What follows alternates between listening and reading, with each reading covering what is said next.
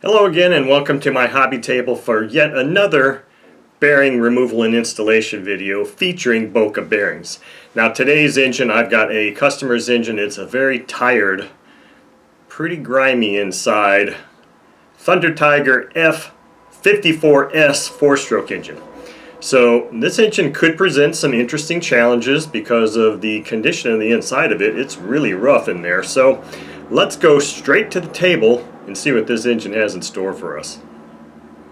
Okay, so here on the table I've got this pretty rough looking Thunder Tiger F54S 4-stroke engine case.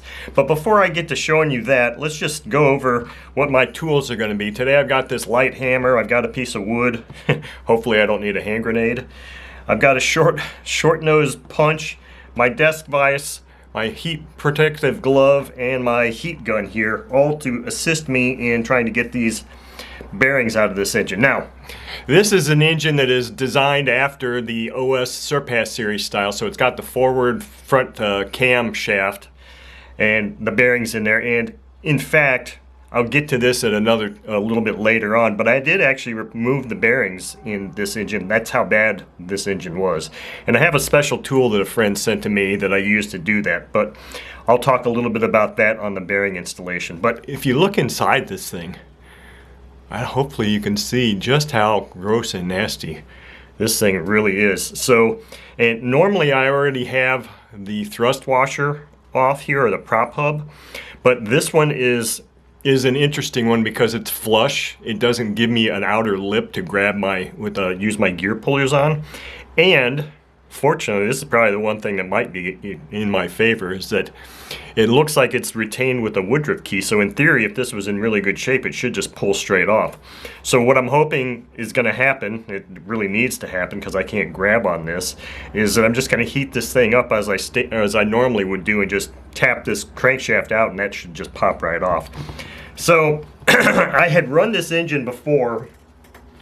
I actually disassembled it, and I had oiled it for disassembly also. So I'm just going to heat this thing up really hot and hope for the best here.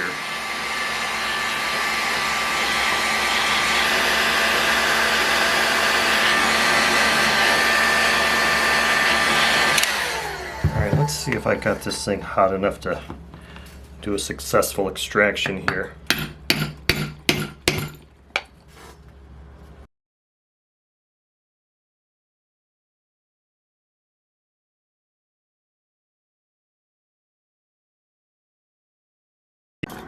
Okay, I'm back here. This engine has just come out of the ultrasonic cleaner. It is clean on the outside and it looks a lot better on the inside. I'm hoping this is going to be enough to help me get this out. So what I was not wanting to do until after I cleaned it, or if it came out, was to use some sort of a lever on this, because that's really the only option I have, and you always run the risk of damaging the aluminum. But I just kind of lightly put this screwdriver in here, and I found that very easily now, after having been in the ultrasonic cleaner, this thrust washer drive hub is coming off now. So that should make life much easier as far as getting these bearings out. So I'm just kind of keep levering it off here a little bit. Of course, this would kind of indicate that maybe it was, but I don't know that it was. Alright, at least this is coming off now. So there we can get that. So that's why this isn't when I want to come out. I just got that very tiny woodruff key. So it was necessary for me to get this thing off before I can get that crankshaft out, because that woodruff key is not allowing it to come out.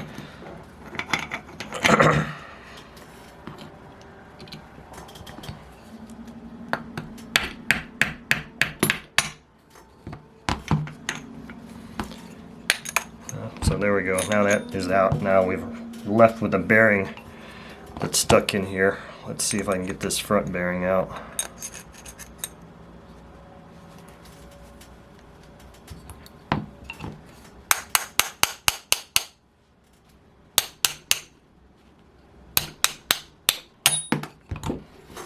Go grab that before it burns a hole in the carpet.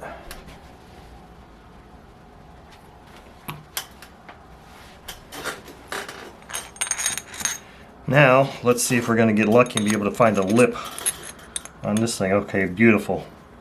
There is a lip on this thing.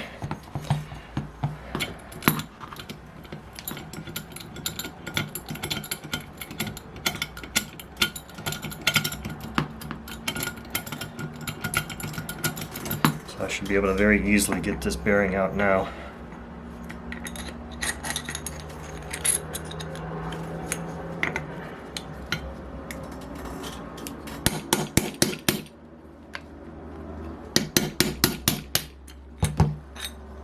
And there it's out. Okay, finally, bearings are out. Yeah, it was my mistake in that the Woodruff key was what was holding that crankshaft from coming out. Well, I don't really know why. It should have just popped that Woodruff key right out. But anyway, so now I can go finish cleaning this crankshaft up and get ready for the bearing installation. Okay, so here I am. I got the crankcase all cleaned up, got the crankshaft cleaned up, and I'm ready for the bearing installation. So that removal was a little more challenging and a lot less fun than I like to have when I'm doing this. But it just goes to show you that always make sure that you have, if you have a Woodruff key prop hub, that you really got to make sure you get that thing off. Otherwise, it's not going to allow that crankshaft to come out, and that was just mental lapse on my part. So what I've got on the table here is all the tools necessary. I still got my same wood block to tap that front bearing in, my light hammer. I've got a bottle of road power, Lightning Lubes road power that I like to use for installation of bearings. I got my cleaned up crankcase with all the bearing locations open, my crankshaft or my camshaft cover all cleaned up, ready to accept the bearing, my crankshaft, my really used and tired but still functional socket extension I use to drive the rear bearing in place. And this is just a portion of a camshaft bearing removal tool that a really awesome friend sent to me. This is actually a bearing installation portion of that tool, and that's what I'm going to be using to install the camshaft bearing inside the case here. I won't really need that tool to install it in here. So the other thing I've got is the bearings, of course, and for this Thunder Tiger F54S, the kit number for the main bearings is ENK043HP is what I'm using in here. Now, the camshaft bearings were ones I've already had. I don't have them in this Boca bag, but they come in this. And the part number for these is CSK003 or -003. It's the same size bearing that's used on many engines of this design. So what I'm going to do here first is I'm going to put one pump of this Lightning Lube in my container and just start lubricating all these parts up and get them ready to accept some bearings.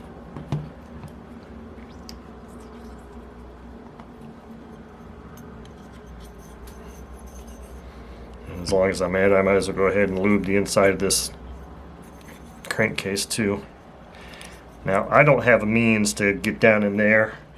I've got a Q-tip here that I can get down in there and lubricate, but I can't stick my finger down in there, so that's what I'm going to use for that.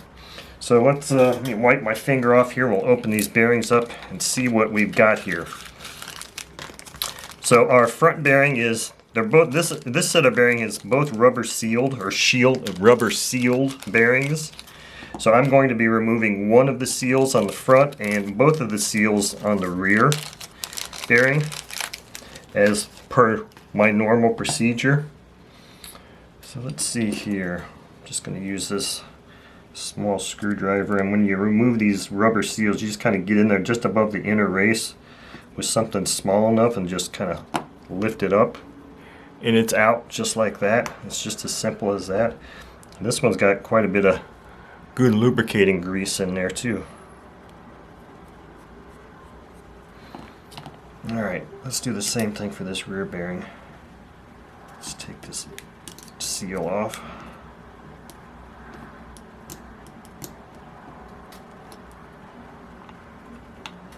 And then here you can see the plastic or phenolic race that holds those balls in there. So that's going to be the part that probably faces the rear of the engine. And here's our forward facing part that's got some nice grease on it too. So I'm going to see if I can get my finger in there at all and get that inner race and the outer race of each of these lubricated up just a little bit.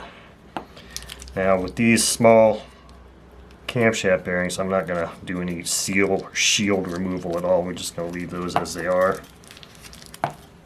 But I am going to lubricate the outer, all of those parts as much as I can. So what I like to do now is I'm going to go ahead and just put this bearing right on the rear the crankshaft, because when I always install the front bearing first, and then that acts as a centering mechanism for this.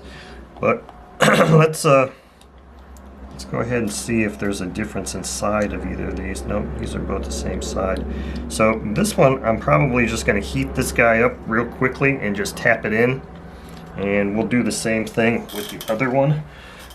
Let me get I don't know that I'm going to have to heat this thing up much at all. In fact, I'm probably going to barely heat it up.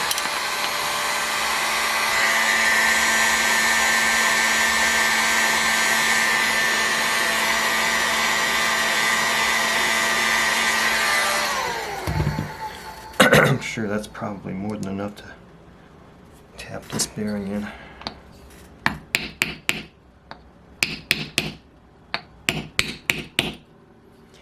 Okay, so that bearing is in place. Easy peasy. So I think I'm going to go to this next bearing here, and I think what I'm going to do is I'm going to heat this crankcase up just a little bit over here. And then what I'm going to do is probably do one of these things where I just kind of put it in here like this and then drop it in there like that and tap it into place. Before I do that, I need to see if I can put it on a surface that's going to allow me a good place to tap that in place. Yeah, it looks like it's going to center in there okay.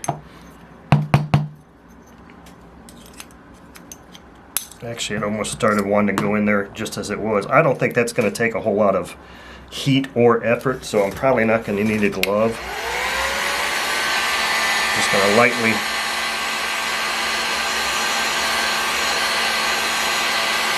heat that area up.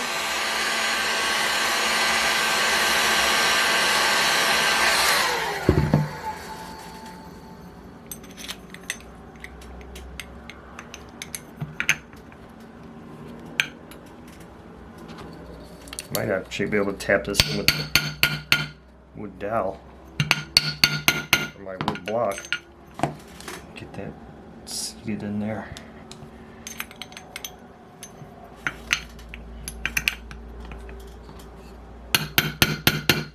I think that's seated. Yeah, that's in there.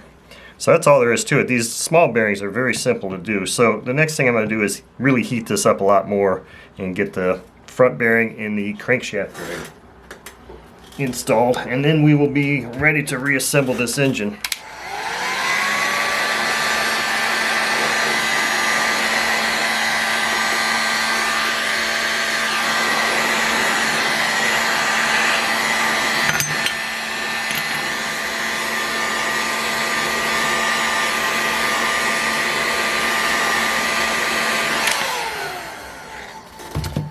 That should be good. Feels pretty warm. So seal side facing out.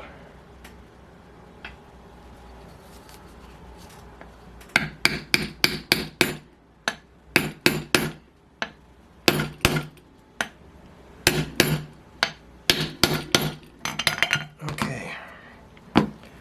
Front bearing is installed and flush. Now let's just drop this rear in here. Do the same thing with this thing. I'm going to close this up just a little bit more.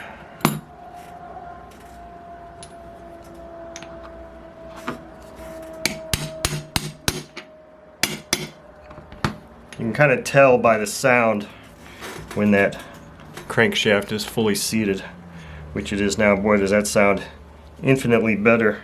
Although I'm looking at this Woodruff keyhole and it looks like it needs to go in there just another little tap. You gotta make sure your keyhole is completely clear. There it is. So now this engine is ready to be reassembled.